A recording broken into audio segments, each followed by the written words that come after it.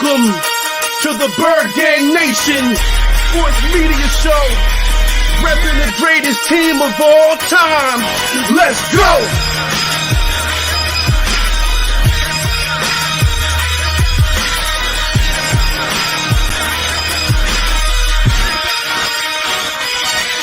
Bird Gang 31, he be the host with the most. We going deep, burning teams. They ain't nothing but toast. It's in your rest there. Sirianni put me in coach, running like Miles Sanders till I bumped my head on the post. Touchdown! Yeah, that's coming. Devontae's crazy route running.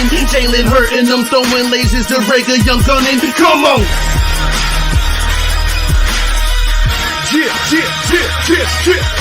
the D side, we ride, sack him with Fletcher, lay him out on the stretcher. No one can protect you. Watch Darius lay him, shutting down your routes. Come on! In my green John, eating Philly cheesesteaks. Put up your cups, wings up, if you can relate. Tailgating at the link like Gangsta Stride. To the Bird Gang Nation, that's worldwide.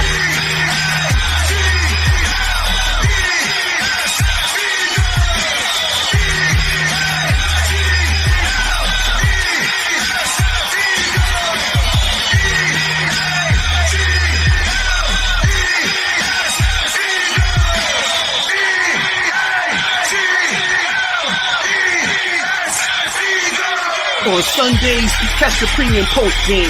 Mondays is Birds on Broad Street with Philly Notion and Cool Cat, the man in motion. And Wednesdays, the midweek special got you open with JC from Eagles Talk, hitting like B-Dog, baby.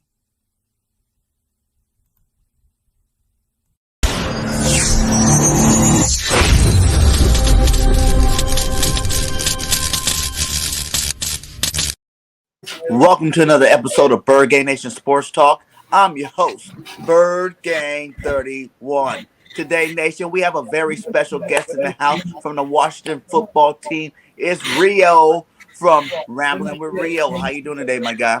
I am doing lovely. I can't say the same about my team because the whole squad is currently on the COVID list, but I'm feeling lovely right now, man. I'm ready to talk some ball and preview this game if there is going to be one on Sunday.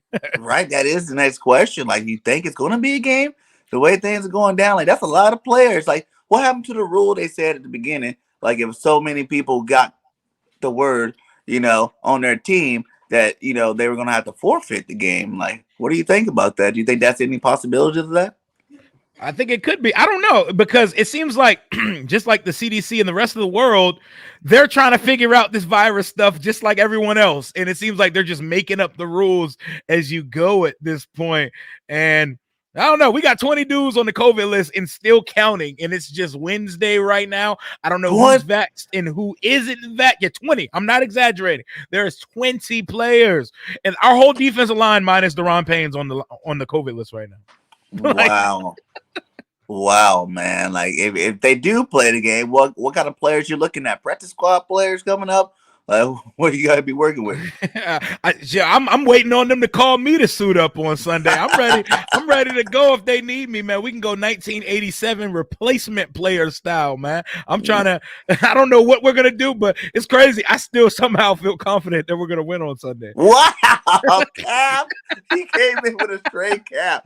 Ooh, the boy said he's still gonna win even with nobody playing on the team. He's like, I don't care, man. We still got this W going into it, man. The Dallas game will say other words, you know what I'm saying? Like, what happened in that Dallas game? You guys think you guys are confident, but it looked pretty bad early in that game. Hey, what's going on, Victor Jimenez in the chat? What's going on, man? But yeah, the Dallas game. I was there. I seen it up close and personal for about 3.5 quarters. We got our man cards taken. You know what I'm saying? They violated us. They dominated. They did whatever they wanted to do versus us. And shout out to Grandizer 12. I'll do my best. Hey, I'll at least take up space on the field, man. You know what I'm saying? But the Dallas game, we got outmatched, outclassed, and we put together a little quasi comeback attempt at the end.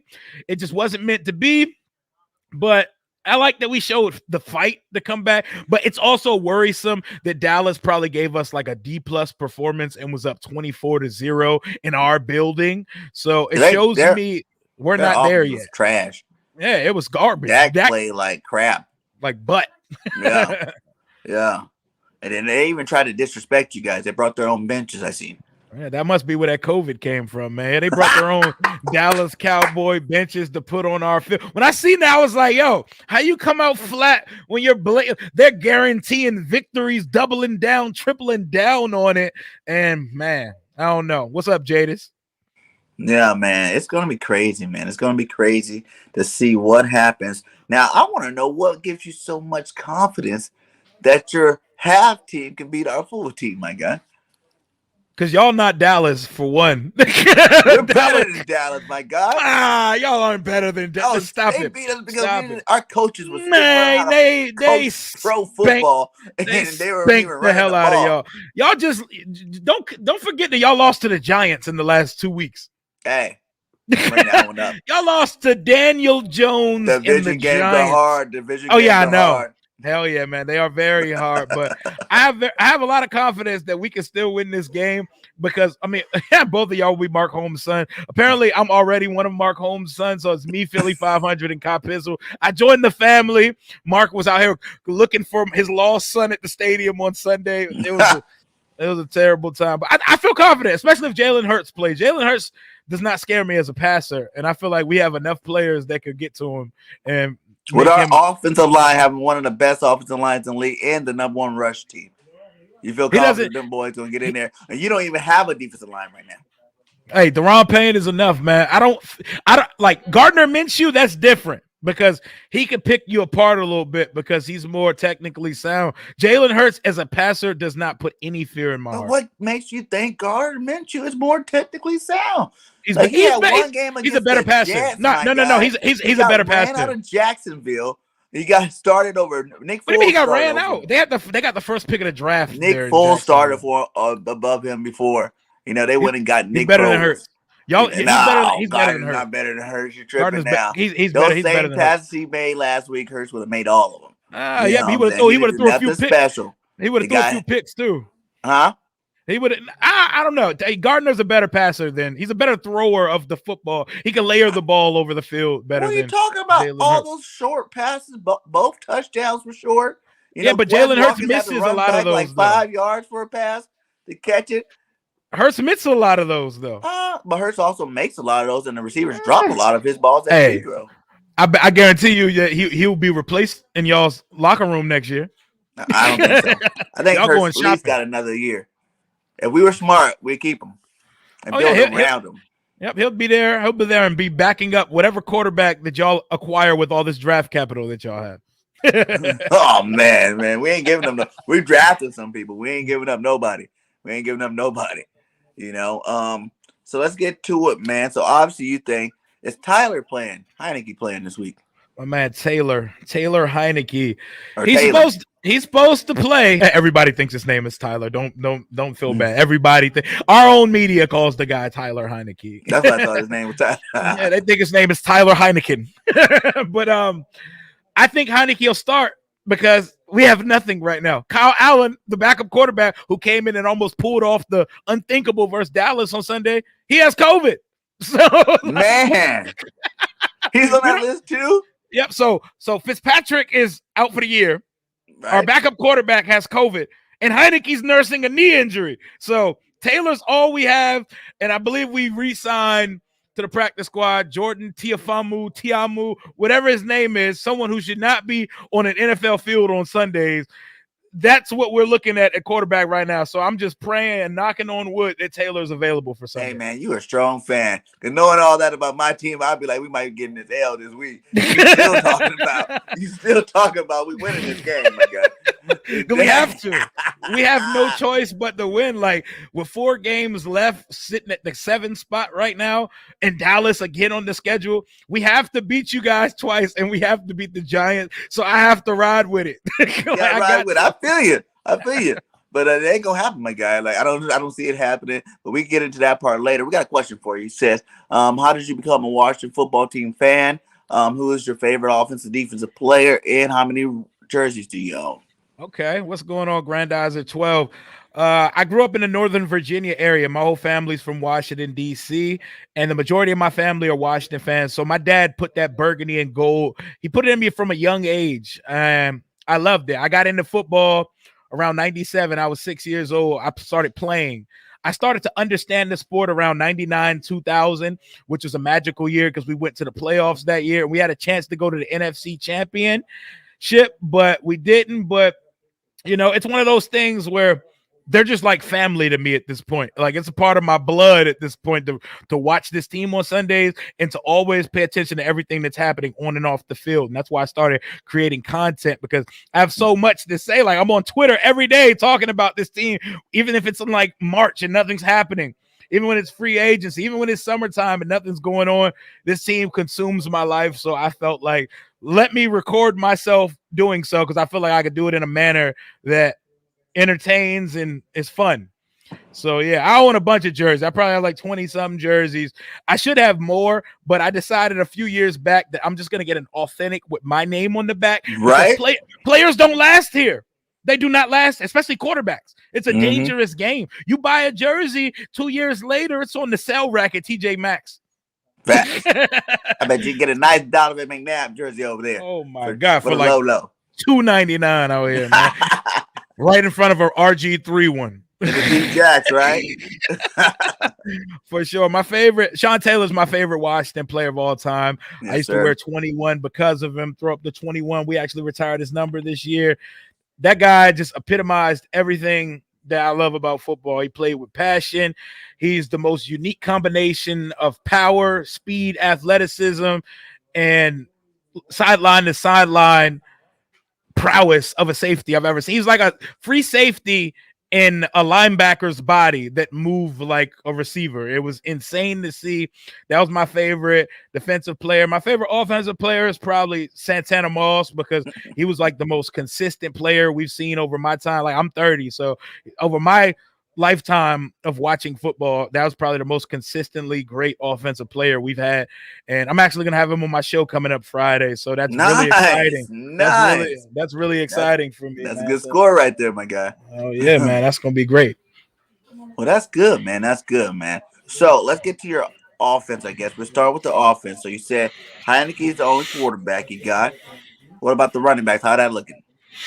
Antonio Gibson has a fumble problem. Like, It's we want him to be the guy. We want him, like, he came from Memphis as a wide receiver, convert to a running back. And the transition was coming along. Like, he's up there, like, top 2 in the NFC in rushing, but he has a fumbling problem, and the fumbles come at the most crippling, back-breaking time. And he's killed a couple games for us this year, including when we had all the momentum in this game versus Dallas. He gave them points. He gave them points. So I expect to see more of J.D. McKissick and our rookie undrafted running back, Jarrett Patterson out of Buffalo. I expect to see a lot of him, but we're going to have to keep feeding Gibson even through the fumbles, because we don't have much options right now. Yeah, man. But Gibson's pretty good, though. But how do you like the way the coaches handle him? Like, when I seen, as soon as he did that fumble, man, he put on this jacket because he knew he wasn't going back in the game for a minute. Oh, yeah, I like you like that kind of, well, he's like a up-and-coming star for you guys in terms of the running back position. Like, do you think sometimes you got to let the boy play through it? Everybody makes mistakes. Everybody make fumbles. You know what I'm saying? Let him play through it and see, like, if he gets that second fumble, then, let's go sit him on the bench. But how do you like the way the coaching staff handled that situation? I liked it because when they benched him a couple weeks ago when we played Carolina, because he had a fumble in the red zone when we played them, and they set him out for about a quarter and a half. He came back in the second half and he ran like a madman. He ran like an absolute madman. It was probably the most effective I've ever seen him, and he followed up the next week with the most touches of his career. So sometimes with these young players, you got to do that. Ron is a hard ass.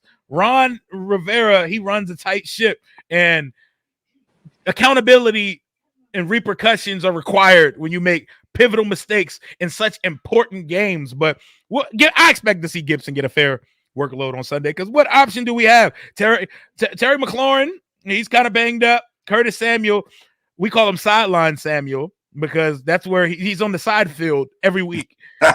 You know, he's nursing a new injury, and we might have to give Gibson 40 carries on Sunday. Woo.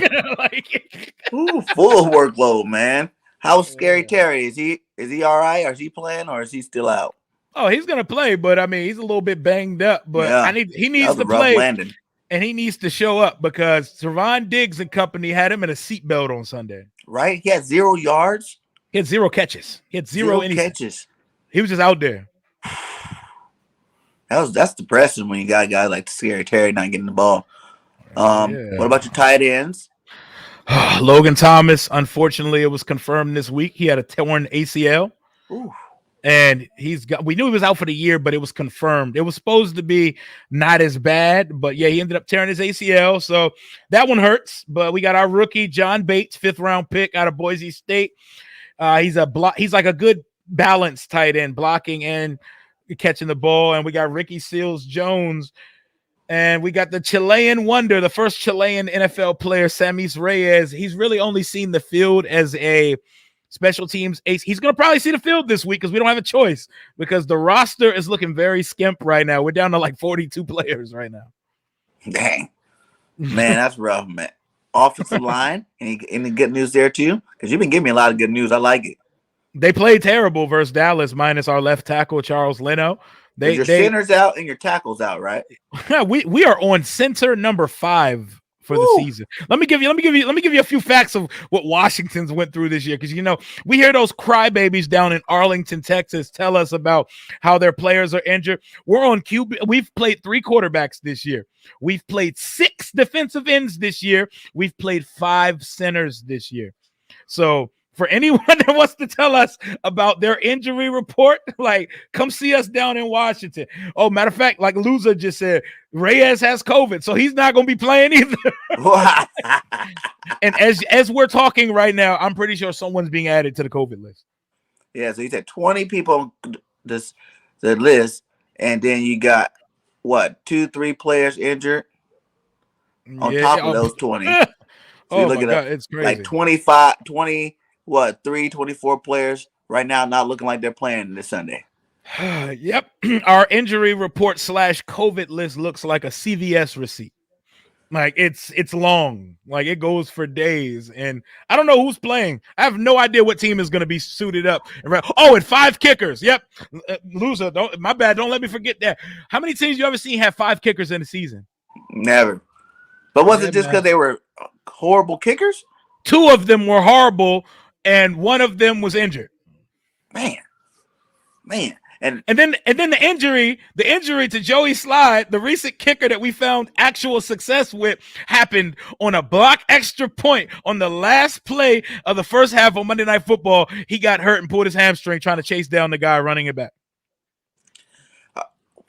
That's bad luck. That's way bad luck there. Do you know if any of these guys were vaccinated or not?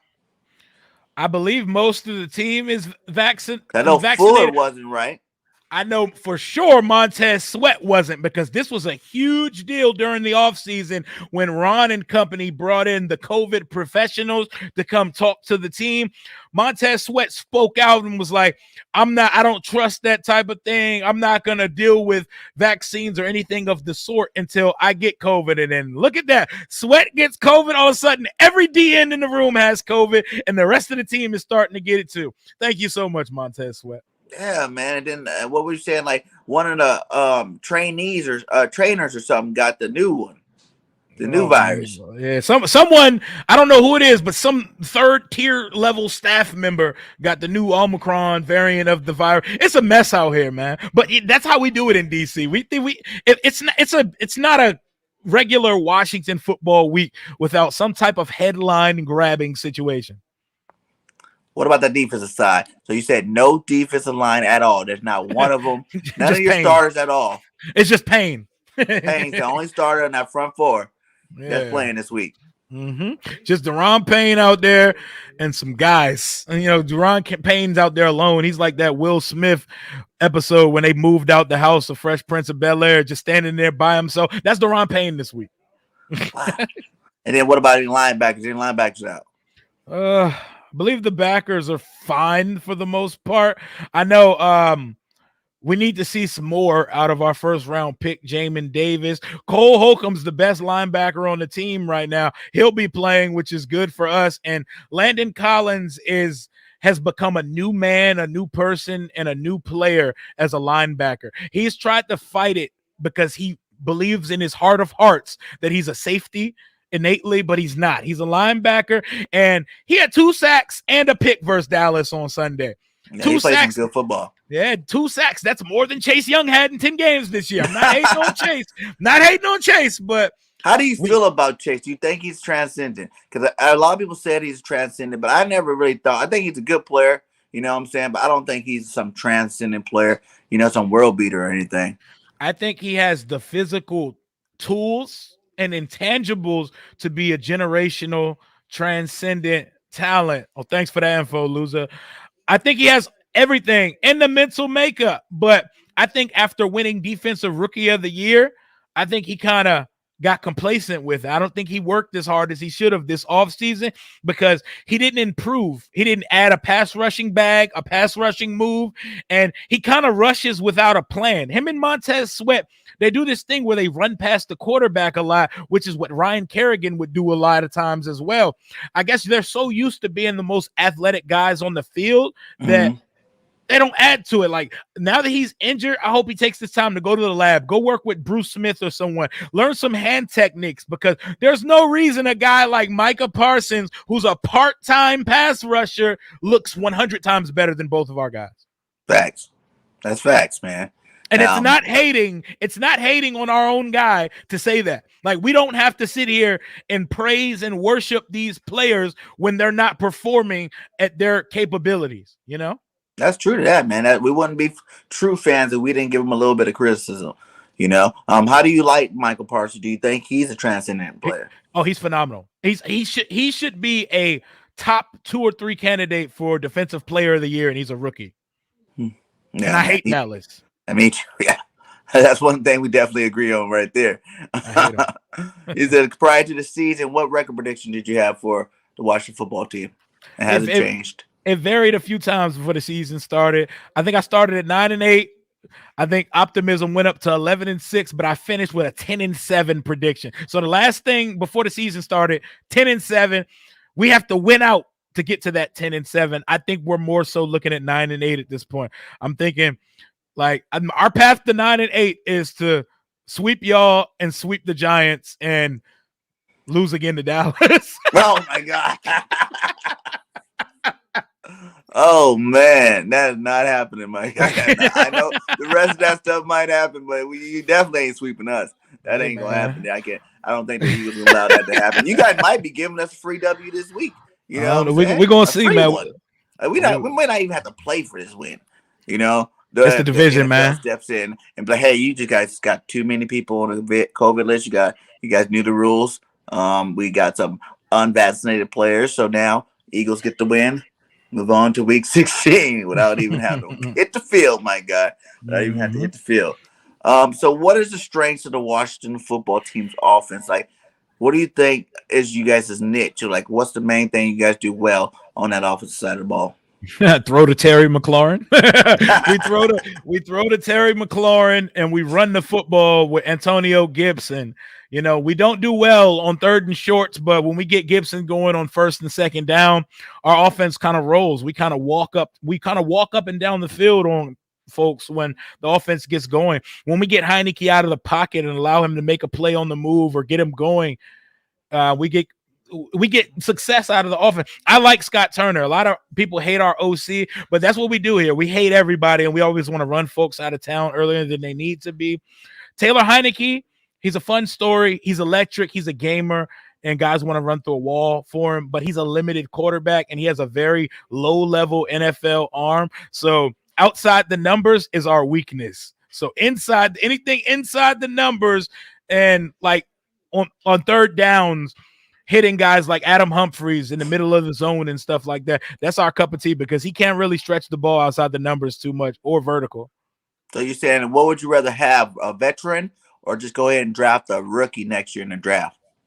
It would depend on who the veteran is. I don't want Mitch Trubisky. Like I'm good on the like if we're gonna do that, we might as well stay with Heineke. I want a rookie. In What here. about Minshew? You want us to trade you Minshew?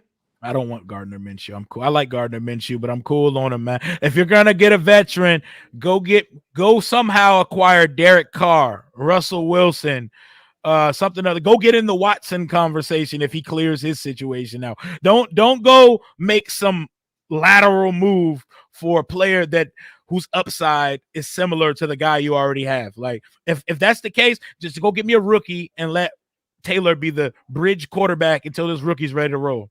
And have you seen any of the college football this year? Is there any rookies that caught your eye? Oh, of course. I love it. Which ones you like? I don't watch college with a team I'm rooting for, so I just watch it for the players. And he's playing in the league. Which player? Which one you want? Any player in the league? Which player would you want to be our quarterback? If you're talking about to be our quarterback, bro, I would cry if we had anyone like Wilson, Rodgers, or Watson quarterback in my team. I would cry happy tears because we've never had that here. But as far as college prospects, Matt Corral, Kenny Pickett, Sam Howell, Malik Willis, I would take any of them here. But I think the best fits and the ones I would really want that would be successful right away, Kenny Pickett and Matt Corral or Sam Howell. I think those guys, UNC's quarterback is Sam Howell. Matt Corral out of Ole Miss, that's the guy I like. Matt Corral to me is everything Heineke could be if he had a better arm and like more talent to go with the moxie that he has. Do you think the team needs to surround it with more talent around and Heineke could be a better quarterback, or you just think it's all that arm and that's not getting better? I think as good as he is now is as good as he will be, because some guys just like, we're not talking about a 25-year-old player here. We're talking about a soon to be 29-year-old guy who was undrafted in 2015 and who was out of the league for a couple years. We're not talking about a 25. Wow. Yeah, Taylor Heineke was living with his sister last summer and going to school so he could get a degree so he can get on the NFL coaching staff. Because the Kurt Warner story, my guy, part 2. Yeah, it was the Kurt Warner story, except Kurt Warner is different. Kurt Warner and Romo and those guys that people want to compare it to so much, they're built different on a talent level, and their arms were different, and that's what separates them for what Taylor Heineke could be. Love the story, love the guy. I'll ride with him when he's here. He has a spot on my roster, but he is not a franchise quarterback, and he will never be one. So you'll be mad if they don't go get a quarterback next year. They ride with him another year. There's no way that they do that. There is 0% chance. I've seen our GM and our execs front and center at these college games watching these boys. So I know for sure someone's coming in here next year. We're going to see, though. How'd you like Kerrigan when he played for you guys? I liked Kerrigan. First of all, he's a great guy. I've met him a few times. Awesome dude. Great in the community, and he's one of the best pass rushers in the history of the team. But Kerrigan, usually, like for all the sacks that he had, a lot of them happened, they just fell right to him. Like he had a bull rush. That's pretty much what Kerrigan had. He had a bull rush, and he never added more to his pass rush arsenal. And as the years went on, sacks only happened on broken plays or if there was a free release. Or the NFC East. Yeah, hell yeah. He loved the Eagles. He loved playing against y'all. Because the NFC East, it seemed like that's what I was going off. Everybody's like, where's Kerrigan been all season long? Where's he been? I've been like, where's Kerrigan been? I didn't even know he'd been on the phone. When they said he done played in all 13 games, I'm like, really? I haven't seen nothing from this guy. You know what I'm saying? But this is the division at the end. You know, all the division games are at the end. I'm like, maybe he was saving it for the division games, because last year, if you look at those 6.5 sacks, I think they said like 5 of them came inside of the division. You know, so he only got 1 or 1.5 sacks outside of division last year. So I'm like, maybe he's just saving it for you guys. Do you think he's gonna come with some vengeance this year? I mean, this Sunday against you guys. I don't know if he has it left in the tank, man. Like he was only playing these small amount of snaps last year because we got young horses out here, and Ryan, he's definitely lost a step or two. Love the guy. He's definitely lost a step or two, though. He said, does Rio ever do his live stream wearing the Hogs?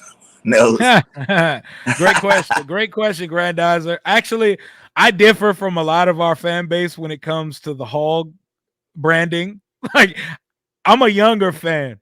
I wasn't alive in the 80s. I respect the history. I respect the hogs, the hogettes, the hog farmers, every variation of hogs that our fans pull out. I respect it. But nah, that hog shit is corny to me. Like, I'm not coming to the stadium wearing a dress with a pig nose, bruh. I'm not doing that. There's no swag in that, bruh. Like, I can't do it. That's why in this whole name change conversation that we have, when people throw out hogs, like, fam, y'all really want to put a pig on a helmet, bruh?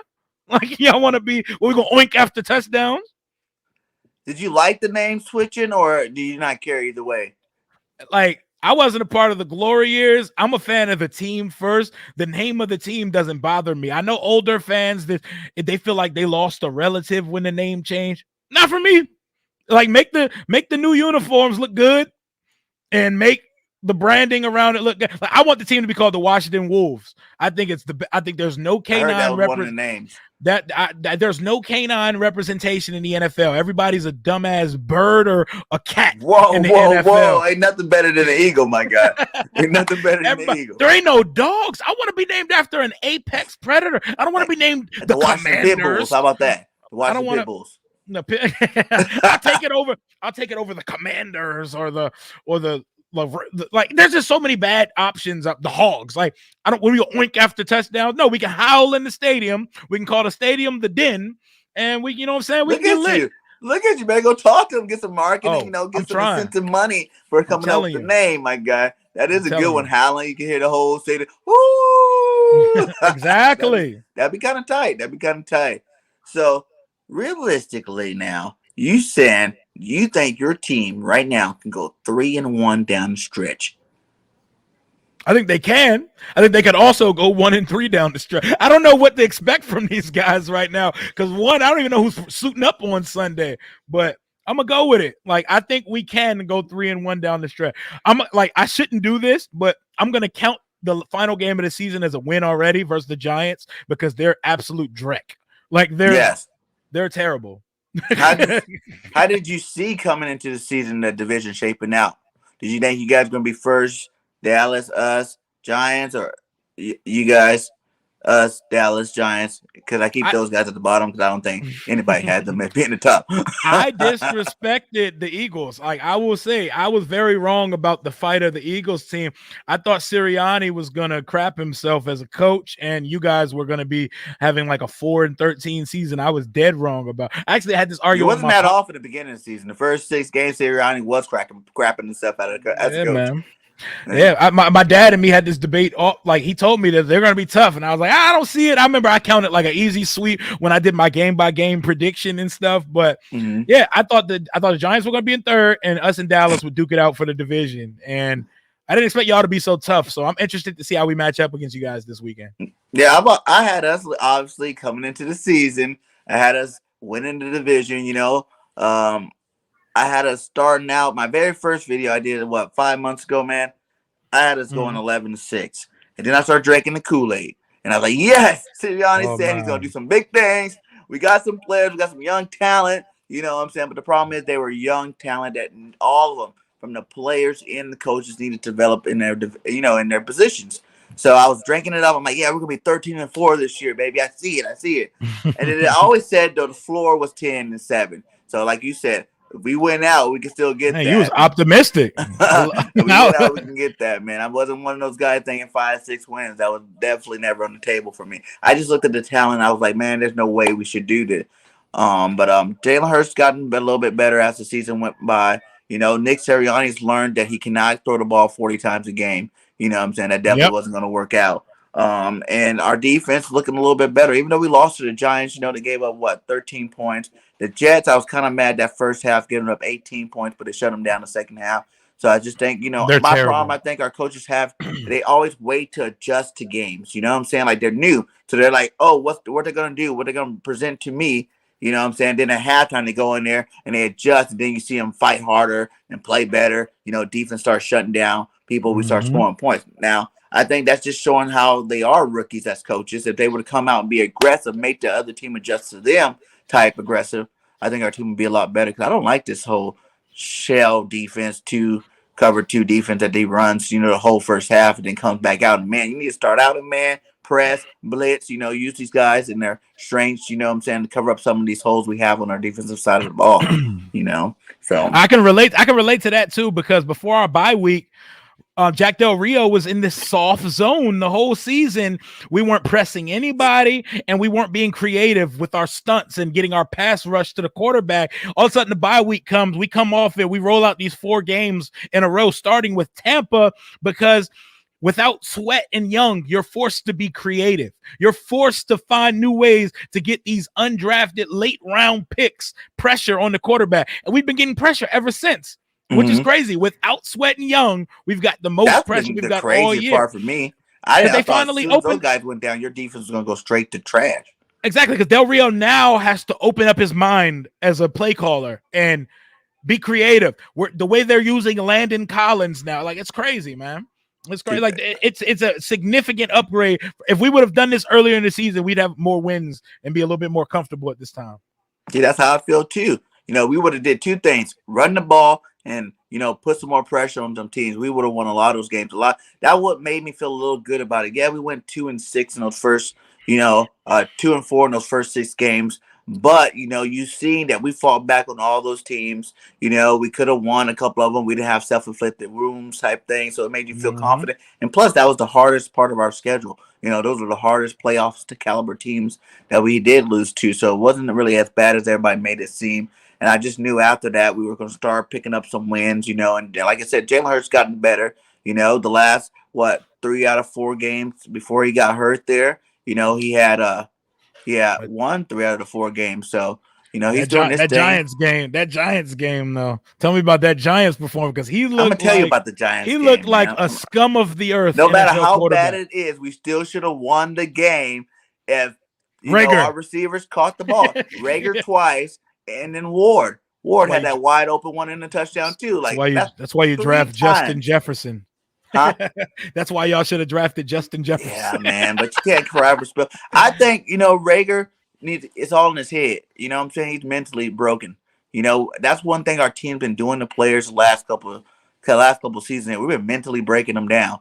Carson Wentz got mentally broken and he left. What I'm saying? You start seeing all these players leave Philadelphia and they play better ball other places because they got a fresh start. But you got to stop breaking these guys down mentally. And Rager, he kind of did it himself. I think the whole fact that he was a number 1 draft pick, supposed to be the new guy in Philly, he got hurt early. You know what I'm saying? And then next thing you know, when he came back, he started making a couple of plays, thinking, okay, I'm going to take over this role. And then we turn around and draft Devontae Smith first round again. So he's like, what's going on here? You know what I'm saying? Like, I thought I was the guy.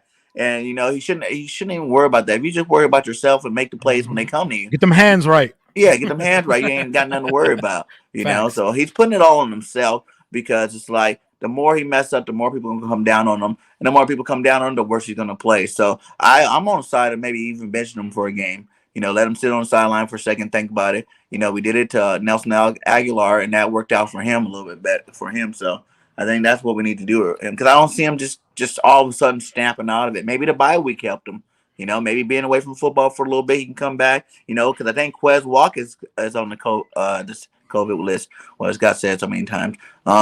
So it's like if he doesn't play, then we need to step him up. He needs to step up and help Devontae Smith out there. Who are you worried about the most on our team? Like, give me 2 offensive guys and then 2 defensive guys.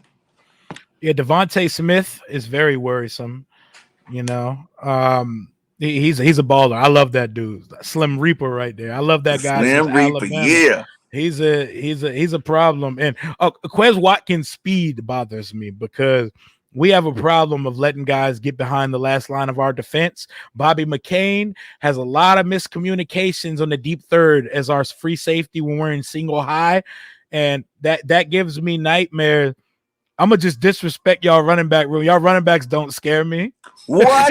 You're not scared of Booby? You're not scared of Booby? Nah, man. Y'all running backs don't scare me, man. Booby's home run. Oh, Goddard. Yeah. Goddard. We don't cover tight end, so Goddard is definitely, and that's my fantasy tight end, so I know everything he's capable of. Look at you. Yeah, man. Defensively, Fletcher Cox always. You still scared of Fletch? Hey, I'm still scared of Fletch, man, because I know we're a depleted offensive line right now. We are depleted. We're on our center number 5 for the season. And when they put that boy against the centers and the guards, I'm not sure they can handle Fletch. But what about Hargraves leading the league in sacks for interior defensive linemen? Yeah, he's balling, man. He's those two. Those are the people I'm afraid of. Like y'all, I know y'all got Darius Slay on the outside, but the best corner the last 6 games in the NFL, my guy. I like Terry's chances with him because he needs redemption this week coming off of a 0 goose egg. Diggs shutting him down. You best believe Slay shut him down. No. He's not getting shut down 2 weeks in a row. That's not how scary Terry operates. Nah, he coming right for him. He gonna give it to him just like he was giving it to him his rookie year when he was a Lion. Hell yeah, let's go. He coming. It's gonna be the matchup to watch then. I see. What about we got Nelson Island over there. We got Harris back there. Yeah. Ain't worried about none of those guys, huh? Nah. What about Sweat? And Sweat cool. Josh how Sweat. Much are you worried at all? Do you think there's a 0 to 100% chance that Ryan Kerrigan is going to have his first sack this game? I have no concern with Ryan Kerrigan because I know what little he has in the tank. Love the guy, though. Love him. There's no concern about Ryan Kerrigan having any impact on this game. That's wrong, but 0. Not a tackle, not a sack, single, not a strip. I've watched a lot of y'all's games this year, yo. Do y'all play him? That's what I was saying, but we do play him, man. We do. I don't know. I don't know what to tell you because I don't. Mike, how you doing? What's up? How y'all feel? Man, I think, to be honest, that's my sleeper pick of having a big game this week. I think you guys disrespected him with all those young guys. They want to play him, and then even though he still has Chase had 7.5 sacks last year. Kerrigan had 6.5 sacks last year. Or did he have 5.5? Yeah, he excelled in the role of a situational rusher. Like, he was playing in like 20% of the snaps of the game, and he made the most of it with all the other talented guys that they have on the roster. But he's lost a step. And to answer Grandizer's question, which 3 Washington rookies have impressed the most? Our second-round pick, Sam Cosmi, has been great when he's been playing as a right tackle, but he's been nagged with the injury bugs most of the season. Our tight end, John Bates, he's been very surprisingly a good balanced tight end when we've seen him come in for Ricky Seals-Jones and Logan Thomas. And my other one would be, Shaka Toney and James Smith-Williams. Not James Smith-Williams, Shaka Toney out of Penn State. Like, my guy, he has a sack and he's shown some bend around the edge. I wish my answer was our first-round pick, Jamin Davis, and our third-round pick, De'Ami Brown, because we've seen not much of anything. What's up with De'Ami, my guy? I thought he was going to be a beast in the league. Listen, I saw him in training camp, and I saw him in the preseason and was like, oh, he's about to be the most talented receiver on the team. Yuck. He has looked lost. Did he just not get the reps, you think? He's not getting he's not getting off jams. He looks lost, like he doesn't know the offense. And to be a vertical threat of which he was in college, he's not taking the top off of anybody's defense. Like our 7th-round pick, Dax Milne out of BYU, Zach Wilson's number 1 target at BYU. He's shown me more than De'Ami Brown. So no, I would probably put Dax Milne as my 3rd favorite rookie of the class. Forgot all about him. Our 7th-round receiver, white boy out of BYU.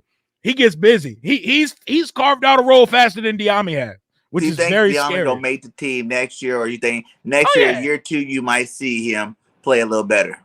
Oh yeah, I think. Do you see there's nowhere there's nowhere to go but up because he has about 90 more receiving yards than I do, and I don't play for the team. He only got 90 yards. He got about 90 receiving yards. That's horrible. I thought Rager was doing bad. At least he got like 200. Yeah, man. He's had a few concentration drops, and he's just not making an impact at all. Man. So you think this is going to be a close game, beat it up in the trenches type ball game where the score is going to stay low, or do you think one side is just about to tear up the other side? No, I think it's gonna be a disgusting game. It's gonna be like 17-14, and the points are gonna come off like a picked up fumble for a touchdown, maybe a 1-yard goal line touchdown. It's gonna be 17-14. Someone's gonna win on a game-winning field goal. There's not gonna be any point scored. So he's saying it could be either way to 17-14, but that's what kind of game it's gonna be. Hell yeah, I don't even. I guess I'll lean us just out of my home, just out of my fanship. I'll lean us, but I don't even know what to expect. We're suiting up on Sunday. So what are your keys to victory since you do have a disabled team coming into the game? Gibson not fumbling and feeding him. I'd say getting pressure on you guys as quarterback. If we can get some type of pass rush so we can actually generate some turnovers, we should be fine. And we need to be more opportunistic. Like Dallas, every pick that gets near their defenders is caught. Every fumble that's on the ground, they get on it. Every week I see us drop 3 or 4 interceptions. Kendall Fuller especially drops like 2 or 3 picks. You ain't got to worry about him dropping nothing this week. Yep, because he's out this week. But isn't he your number 1 cornerback too? No, William Jackson's the number 1 corner. He's opposite him. He's the number 2 though. So he's gonna be locked up with Devontae Smith probably. Yeah, he'll probably be with him for the most part. We don't usually have him follow guys the whole game or anything like that. But yeah, man, we gotta be more opportunistic. We have not generated turnovers at all. Like we need to find ways to do that because we're a depleted team this week, and a depleted team needs like the ball to slide in our favor sometimes. I feel you. Well, the only thing I'm saying about that is get ready to get the brooms out this year. We gave you guys a gift last year. You guys should be giving us love for giving you that gift. It's in Hurst's last game. You know what I'm saying? Like and putting in Nate Studfield. Studfield is more like it. You know what I'm saying? So we blessed you guys last year. So this year you guys can bless us back. And obviously you guys are already starting with all these players not playing. You guys, hey, we all got COVID. We got to give the Eagles some love, for what they did for us last year. Gave us our first division championship in a while. So I think, it's going to be a good game, man. Like I said, I think it's going to be bad. I think it's not going to be good for you guys. Either quarterback plan, I just think our running game, we're the number 1 rush team in the league, I don't see, we might get Brooks back, and then if we get him back, Howard's coming back. That's your power back. They used to, Miles had his first 100-yard game last week. That's a lot of pressure coming for you guys. We got some big boys up there, but we'll see how it goes. I know you got to get out of here. Before we get you out of here, let's get your all-time Washington team, my guy. This is your team from the time you've ever watched the Washington football team, So it doesn't have to be, best player with stats, just your favorite players watching. Who will be your starting quarterback on this team, and who will be backing them up? That's I'm gonna get a lot of flack from Washington fans for this. My starting quarterback is Kirk Cousins is my starting quarterback. And say what you want about him. He's a stat patter. He doesn't show up in the prime time. Do you know what he is, though? He's the most productive and consistent and available quarterback of my lifetime as a fan here. Kirk Cousins is my starting quarterback on my all-time of my life Washington team because I'm 30. I didn't watch Joe Theismann, Mark Rippon, or Sonny Jurgensen play. RG3, 2012, RG3 was great, but I saw what he really was in the light after 2012, so he's not even going to be my backup. I'm going to have Kirk starting, and my backup's going to be Mark Brunell. The lefty. Hey, Brunell had some games in him, man. He had some games in him. Hey, man, he took us to the playoffs, too, Who'll be your top 3 running backs? Clinton Portis, easily number 1. That's my guy, CP. Finally, they were man, Washington people ain't been giving CP no love, man. I think he definitely needs to be on that list. CP used to get busy. People forget, man, this dude ran off 5 straight 1,300-yard seasons, including his time in Denver to here, man. He ran for 1,500 a couple times with us. He was a boss. He didn't have no, he didn't have no breakaway speed once he turned the corner, but Portis gets busy. So Portis is my running back 1. Number 2, I guess I'm going to go with my guy, Alfred Morris. People forget he ran for 1,600 in his rookie year. Yeah. 1,600 in his rookie year. That's unheard of. Yes, sir. A lot of it came, of course, in result of everything that happened with RG3. But let's see, who would be my? So, am I going to 3rd string running back? I don't really think I have anybody I'd put as my 3rd string. We've had a lot of failures at running back here. I'm gonna just go with those. So I'm gonna go with CP, and I'm gonna go with my guy. Shit, what was I just talking about? What was I just talking Alfred about? Morris. Alfred Morris. Those are my two You're guys. not gonna get Davis in there. Stephen Davis. I mean, I saw the ass in the big country. Stephen Davis. That's when I started to love football. I was like 8. He was killing it. You know, Stephen Davis, big country. If I had to put a third, it would be him. Receiver wise, 4 of them. Terry, Santana Moss, Lavernius Coles. Coles, yes. No. I like Coles. Take Coles off. Deshaun and Pierre. Terry, Santana, Deshaun and Pierre. Jackson's? Deshaun Jackson, jackpot. Yes, sir. Jackson makes the Washington. Yes, sr. Well. Hey, that boy could track a deep ball better than anyone I've ever seen do it. And I loved his time here when he was available, you know, because he's always on the injury list.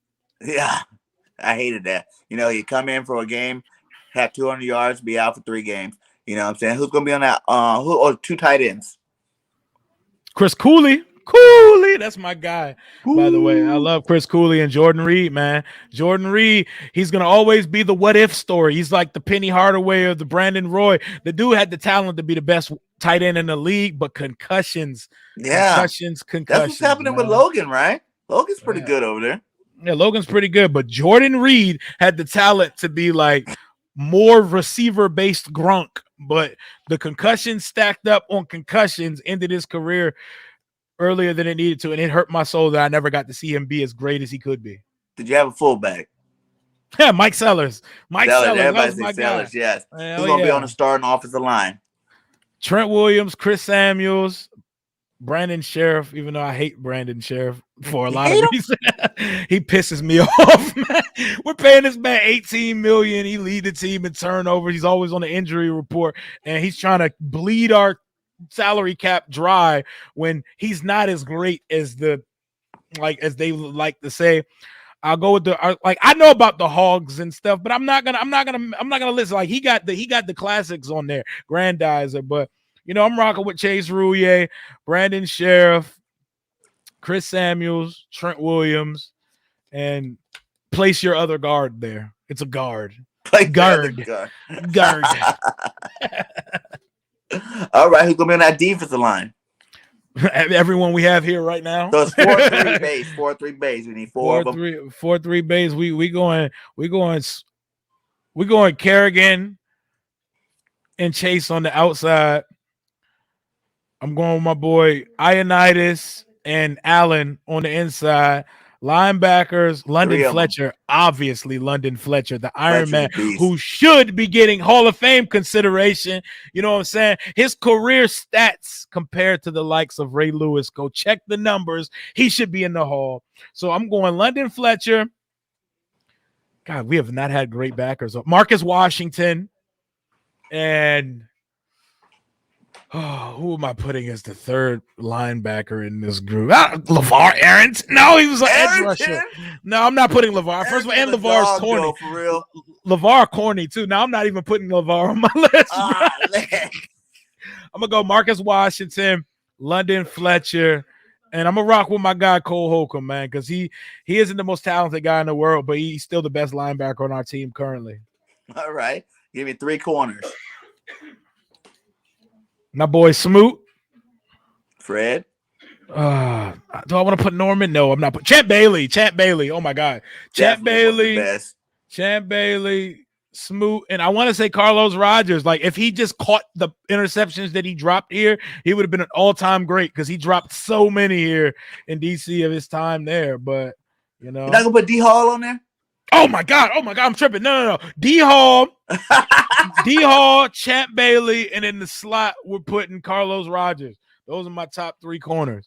That's what's up, man. Give me 3 safeties. Oh, Sean Taylor, and Sean Taylor. I don't even need to name another safety. It's all Sean Taylor, man. That man could have played. He could have probably played on the field without a strong safety as well as the safety play we've got here over the years. Yeah, he's definitely a beast over there. Kicker. Kicker. I can't say Mark Mosley because that was before my time. So Dustin Hopkins. All right. Punter. Oh, Trust Way's the GOAT. Tress Way is the GOAT, man. He's the most consistent player on the roster. Yeah, Darryl Green. I saw the end of Darryl Green's career. That's why I didn't want to put him there. You know what I'm saying? And then who's going to be your kick returner? Kick returner is going to be my current kick returner, DeAndre Carter. And 1 year here as a kick returner, he's accomplished more than anybody we've had returning over the last 20 years. Darryl Green? That was like 99. You know what I'm saying? Like I'm going current. The DeAndre Carter. Currently. Yeah. Darryl Green was like 40 and was still running a 4.2, which is crazy. Right. I understand that.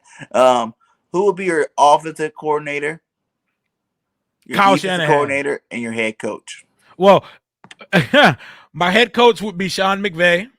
My offensive coordinator would be Kyle Shanahan, and my defensive coordinator would be Jack Del Rio.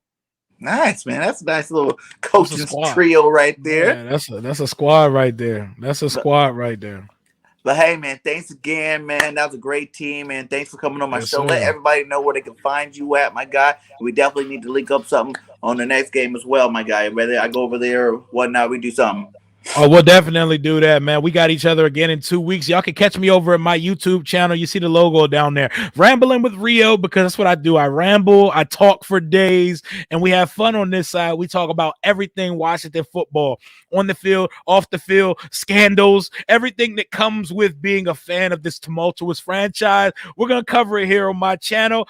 I'll have guests from the team, media that covers the team, national media. I try to mix it up. I got vlogs on my channel. Anything you could think of, we have it over here. And we love to collaborate with other teams, creators, especially inside the division. So, and you can follow me at Rio_Robinson91, like you see on my little square over here. Yeah, man, and you got all your Eagles fans, go subscribe. You got some great content over there. If you're a Washington football team, please subscribe to Bird Game 31. I'm on my road to 2K, so make sure you guys do it. I got some great content over here for Eagles and Washington and other NFL fans. So, also Eagles fans, he's going to have Philly 500 on your channel up here next. So make sure you guys go check that out as well. Like I always say at the end of my videos, fly, Eagles, fly. None of that. Good luck this Sunday. Hope you guys bring somebody to the field and we have someone to play this week, because if not, I'll take that easy W2 as well. So you have a great show, man, and see you next time. We out. Hell to the nameless football team. Hell to the name. Peace. Yep. Appreciate you.